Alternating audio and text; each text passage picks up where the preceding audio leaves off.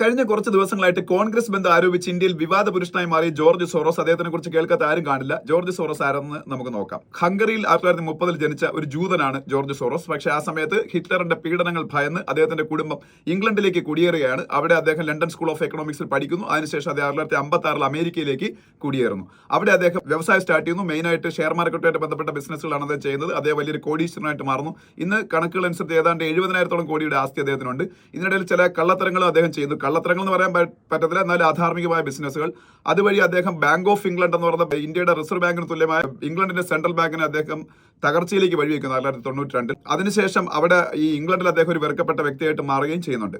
അദ്ദേഹം ഇതിനിടയിൽ open society foundation എന്നുള്ള ഒരു ഫൗണ്ടേഷൻ സ്റ്റാർട്ട് ചെയ്യും. 120ഓളം രാജ്യങ്ങൾ അതിന്റെ പ്രവർത്തനം വ്യാപിപ്പിക്കുകയും ചെയ്യുന്നു. ചാരിറ്റി എന്നൊക്കെയാണ് പറയുന്നത്. പക്ഷേ ഒപ്പം തന്നെ അദ്ദേഹത്തിന് താല്പര്യമില്ലാത്ത ഗവൺമെന്റുകൾ അട്ടിമറിക്കാൻ അദ്ദേഹം ശ്രമിച്ചതായിട്ട് ഒരുപാട് തെളിവുകളുമുണ്ട്.